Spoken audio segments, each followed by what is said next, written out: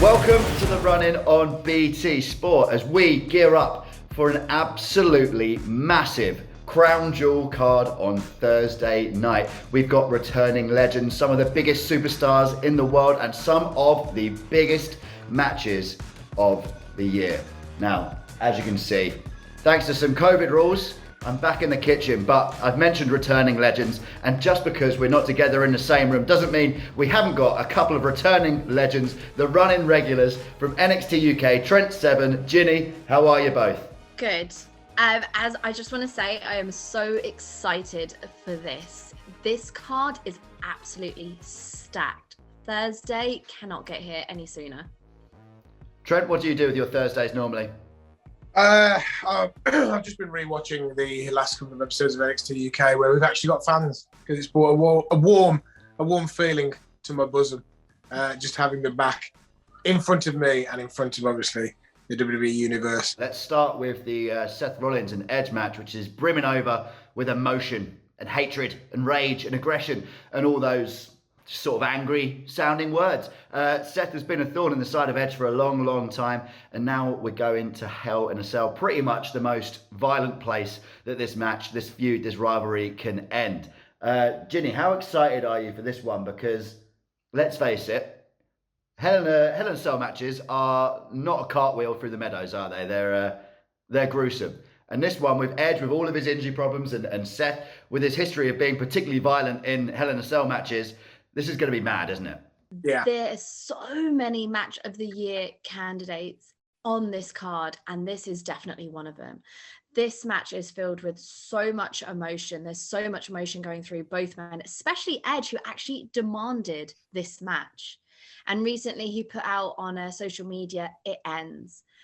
This match, as you said, it's Hell in a Cell matches are violent. They're gruesome. People go in them not just to have a normal wrestling match. They go in there to punish their opponent. And that's exactly what Edge is going to do. I'm really looking forward to this. Edge having all those injuries and coming back, you could have forgiven him for possibly going for some sort of easier match types in this final, this latest chapter of his career. He hasn't. He's had this violent rivalry with Randy Orton when he first came back. He's had everything with Roman Reigns in between, and now he's going into Hell in a Cell with Seth Rollins. It's a real testament to the guy, isn't it? Yeah, it really is. I mean, it was a testament coming back just through the injuries that he's had.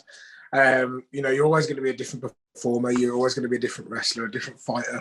When you've been through that thing, you're going to have that natural protection of kind of like that body part or your performance is going ahead. You don't want to put yourself into that kind of too much risk early on. But since he come back in, 18 months ago, it's just, everything's it's to the wall, like foot to the floor. We've had obviously everything with Randy Orton, like you say, then through to Roman Reigns, and now this. I think what he's done is just proved to himself, and he's got the confidence back in his body and the confidence back in his performance, because I don't think he was ever an unconfident man. Of course, he's not his Edge. He's a rated R superstar in it.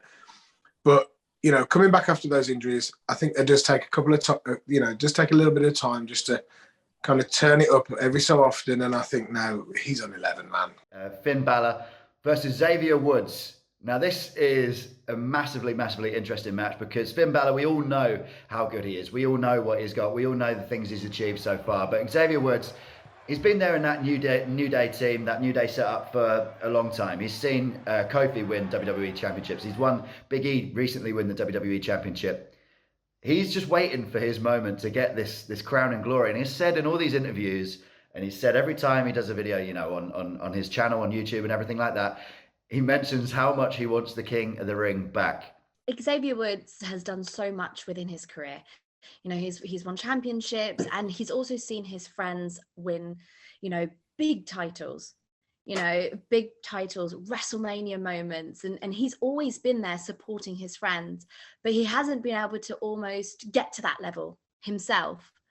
And for him to pick up the victory over Finn as well, Finn, who we've seen do so much in, whether it be Raw, SmackDown, NXT, he's an incredibly talented athlete, but to pick up the victory on Finn, this is going to take his career now to a whole new level. And I really do think that he can do it. As I said, when you see your friends do so well, you know, that lights a fire under you. You want to be there with them. So I think he can do it, and I really hope he can. Yeah, Trent, it's weird to have someone who's as decorated as Xavier Woods, having all those tag titles. I think even on the WWE official vote got voted in the greatest tag team of all time. But then to say that he's always the bridesmaid, never the bride. But he kind of is. And this could be a huge moment for him, couldn't it? There's a part of the Xavier Woods story that, you know, I suppose I can relate to myself. You know, Pete's won the big one here, and, you know, the UK Championship. Tyler's won the UK Championship. You know, Tyler's obviously had has got Heritage Cup behind him, and then you've also got Riddle and Pete with the tag belts and stuff. So, you know, there is part of that you know, I can see him. I see that wanting in and that desire in his eyes to kind of put himself on that pedestal and say, yeah, I am as good as the rest of you guys. You know, I am on that same level. So I do respect that a lot. I don't know, man. Maybe it is. Maybe it's Xavier Woods' time. But either way, I think we're going to get an absolute barn burner of a match. And so the final of the Queen's Crown tournament, we've got Zelina Vega versus someone that you guys know so well, Dewdrop, from a time back on NXT UK and the Indies as well.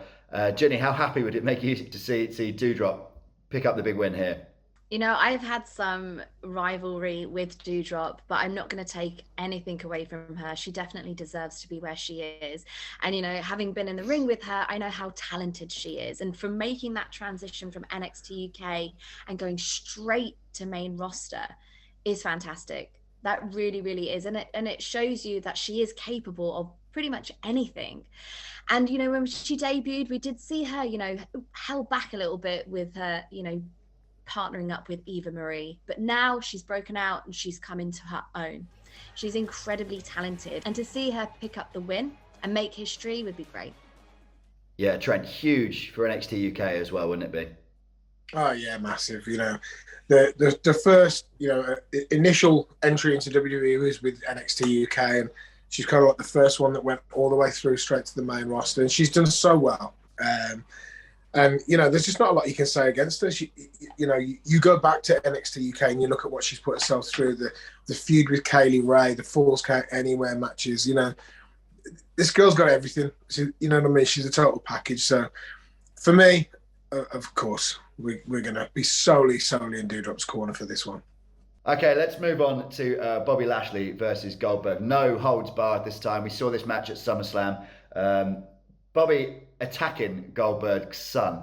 Probably not the wisest idea to do with someone like Goldberg, but Bobby is in the prime of his career. He's been a wrecking ball for a long time now. Jinny, how do you see that one going? Bobby Lashley is actually the younger version of what Goldberg is now. He is at the peak of his career. And as I said, you don't want to ever go personal when it comes to wrestling. But even though this has gone personal, Bobby Lashley's just got so much more momentum, so much more physicality, so much more aggression than Goldberg has now. He really does. So for me, I definitely see Goldberg falling short and Bobby picking up that win. I really do. Yeah, Trent, hell hath no fury like a Goldberg scorned, as the old saying goes. Goldberg's going to be on a rampage for this one, isn't he? He is. Obviously, watching a couple of the segments that have obviously led up to this, I can see there's a fire in Goldberg, like we've talked about. You know, Bobby Lashley going up. Bobby Lashley. Bobby Lashley. Bobby Lashley, the West Midlands Bobby Lashley. Oh, there's something there, isn't there? That's Bobby Lashley's babyface persona in a Wolverhampton-based wrestling promotion. I don't know if I could afford his fee, but, you know, we'll see. Bobby Lashley, you know, he's obviously, you know, taking this to a personal level, you know, obviously getting the boy involved. And that is the fire that obviously he's going to drive Goldberg now. But I've got to be honest. When I look at Goldberg, I see a man in visually the most physical peak conditioning for his age I've ever seen. And that is just such a testament to the work rate, the dedication that he puts into looking after himself, and obviously like the heart and the fire that he's got to, you know, keep competing at this level. And that's, you can't take anything away from him. But I honestly think he's a step behind. Well, there's only one way to find out, and that will be watching it on Thursday night. After the break, we'll be talking about Drew's match with Big E for the WWE title, Becky, Bianca and Sasha's massive triple threat match, and of course, Brock Lesnar versus Roman Reigns. We may even hear from a certain Mr. Paul Heyman about that one. We'll see you in a bit.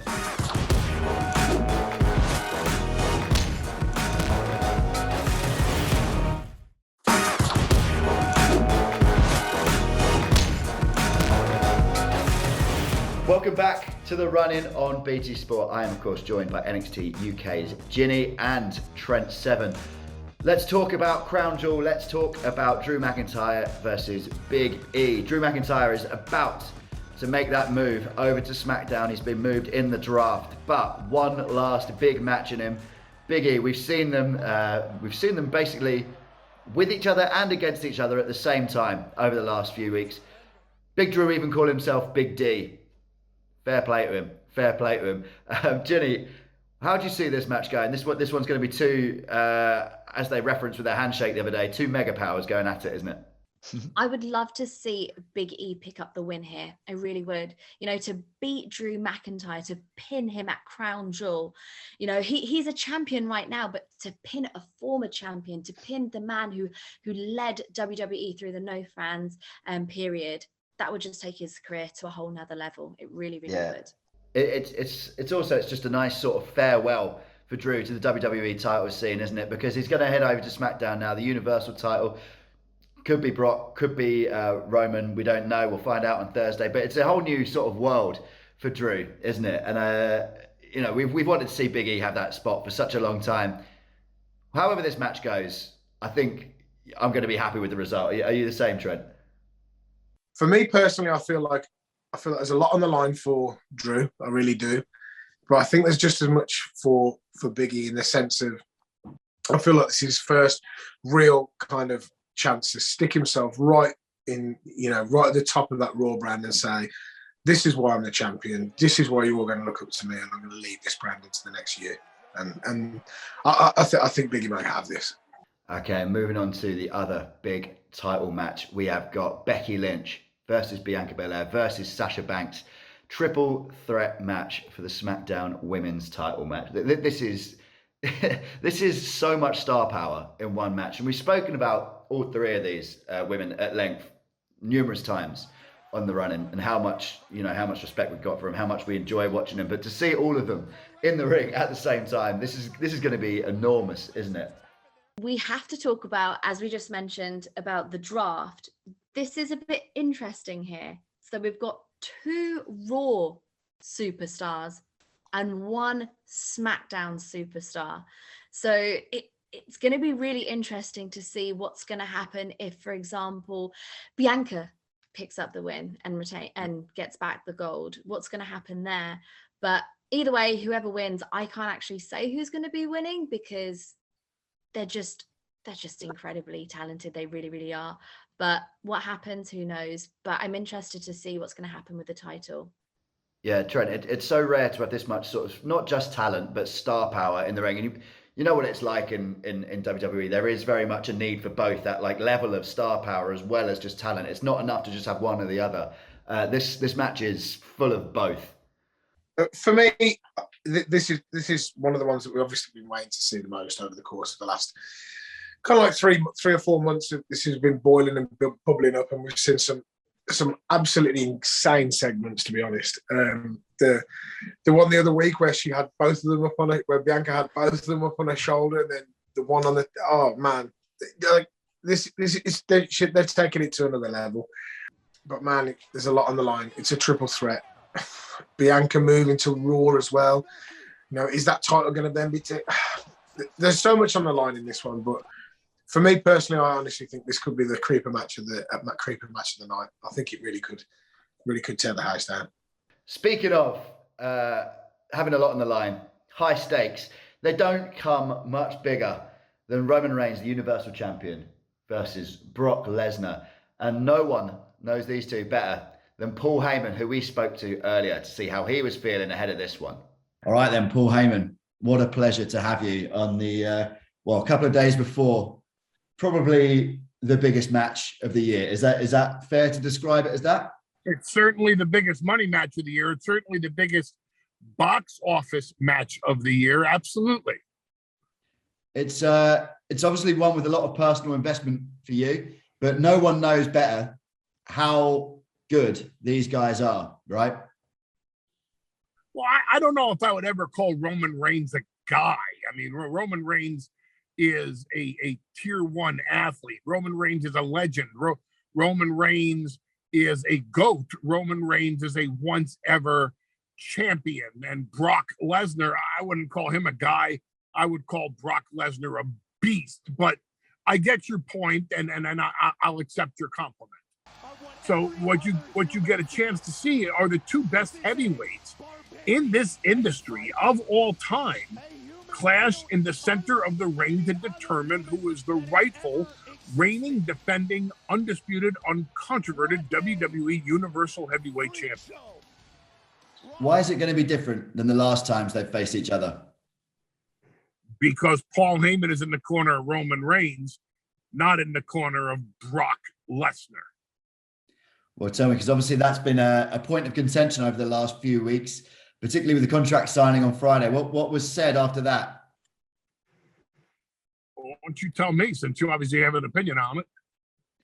Well, I've got an opinion. I wasn't there. I wasn't there afterwards. I don't know what goes on backstage. So why you ask me personal questions like that?